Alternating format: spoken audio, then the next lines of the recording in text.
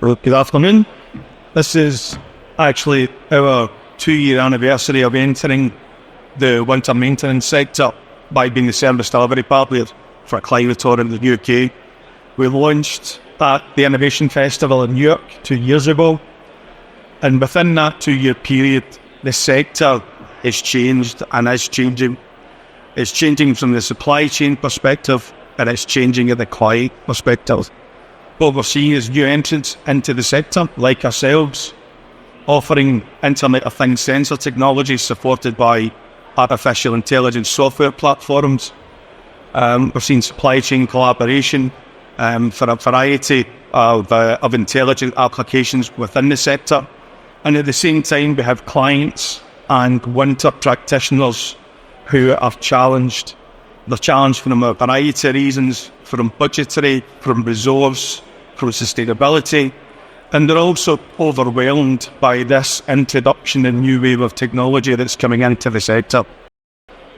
So before I get into some of the devil in the detail, I'd just like to give everyone an introduction to Climator and who they are.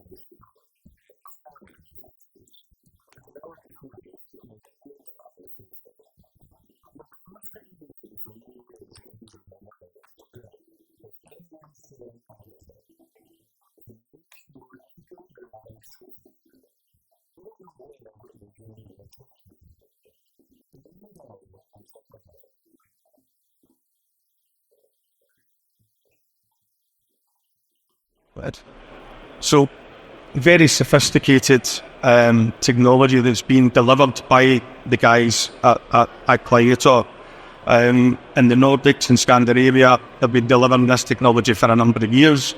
But in the UK, we are pretty much still at the start of the journey within the sector of bringing this technology as a lead and beneficial tool for winter practitioners.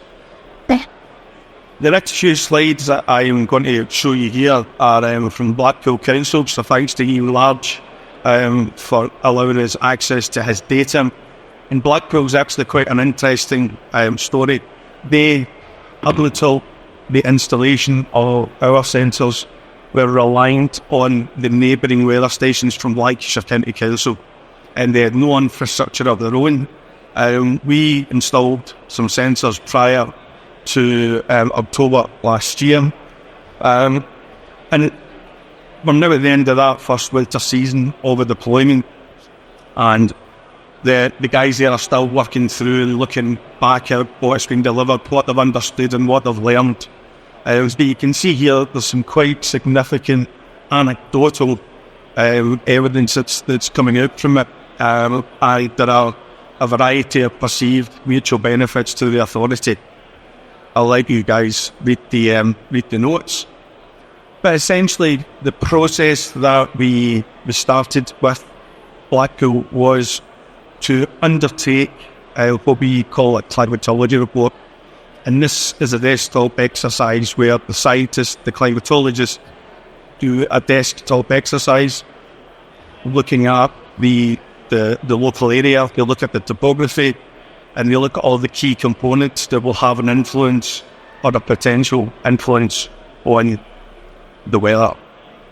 And from this report, they make recommendations on suitable locations that will optimise the data sets that are come back to allow you a much more informed climate. The deep purpose. That deep. So the sensors that are installed collect 3 sets of data. They collect air temperature, air humidity, and road temperature. And the next few slides are from the first week in January of this year. This first slide is air humidity over the period of the week. And the second slide is for one particular day. So this is 9 different locations within Blackpool, and you can already see that different areas are recording different data sets. And I thought that's been really quite compelling for the guys there to see this data and get the evidence that it is, even though Blackpool is a relatively small area, there are some differences in what's been recorded. Similarly with the air temperature, this is the first week again in total, and we can see the trend. And when we break down into the day, again, we can see quite some remarkable air temperature differences depending on the location within the geography. And then finally looking at the road temperature, again, very similar trend to the air. But again, you can see over that period of that days, you're going from to -2 to nearly 9 degrees. So the temperature variances are quite dramatic and quite swag. So what this has done is been able to give the guys the confidence that they don't need to perform the once out, all out scenario. They can now utilise the software. So on top of the sensors that they've got in place there, part of the software platform will also tell them if they need to grip, where do they need to grip, when do they need to grip, and how much do they need to grip.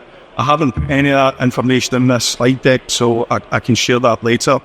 But it's quite a transition that they're going through, very much a digital transition, and the winter maintenance practice that they're managing. And what they will also be able to do over the course of a couple of seasons is we'll be able to create a heat map for them, and that will look at the historic data of the region and of the area, and that will be relative to the budgets that they put in place, the planning, how they go about managing their operations, putting them in place. And this is evidence of what's happened in one of the Danish regions, where they looked at this geographical area, and they would again traditionally just blanket cover and grip the area whenever there was a risk or a threat. And what they were able to do after 2 seasons was break it down into 3 distinct areas, and from that they've been able to make some considerable savings once they've understood the data and the trends that have come with it. So traditionally, if it was 27 times they had to go out, they would cover that whole area 27 times. But as you can see here, now that they're learning and they're using the data, they're more comfortable that they can go in that western region 15 times a season. So that's 12 treatments saved in that location. And again, in the north-west there, north-east there, 17 times, 10 getting operations saved as well. So quite compelling from a number of factors. One of the areas that we do have intel back from is from Hingley Point, the construction site down in Somerset that everybody will be aware of. Milestone Infrastructure were kind enough to give us some of the feedback that they've learned over the period of the installation. Now, theirs isn't necessarily a full road network winter maintenance. It's more to do with access in and out of and management of the car parks into the site. Again, we can see here some considerable savings have been achieved in that short period of time, much to the fact that we've got the confidence that they now want to install more of the sensors within the construction facility itself.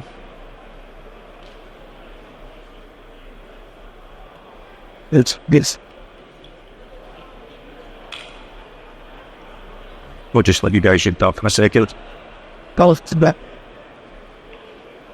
And also off the back of bringing this technology into the UK, there is evidence of supply chain development and collaboration as well. So in Scandinavia and in the Nordics, Climator are working in tandem with the BM Systems. I don't know if anybody's aware of the BM System platform, but this is a vehicle telematics system that can be used for gritting vehicles. And what they do in Norway in particular is the BM system ingests the feed from the API of the Climator platform, and that will then allow them and enable them to provide a much more intelligent gritting operation, whether that's from static routes, whether it's route optimization. I want to show dynamic route optimization. So we're hopefully going to go live with a local authority, and then in this winter where we'll be able to put that collaboration forward as well and demonstrate its value. And one of the latest things that's happened is Climator has been working with a POKE group, and POKE, through their EcoSat software platform, can now take the feed directly from the RSI software platform, which can go straight to the spreader.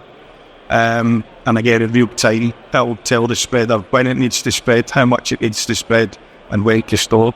So again, very intelligent way of managing the salt usage.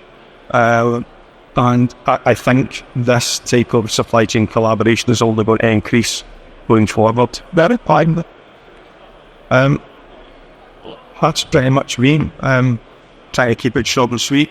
There is a much more powerful software platform behind the Climator things, but I just thought it would be important to show that base data set that's coming from the sensors itself, and hopefully this will benefit to anybody in the audience or some of your colleagues back at the base. Thanks very much.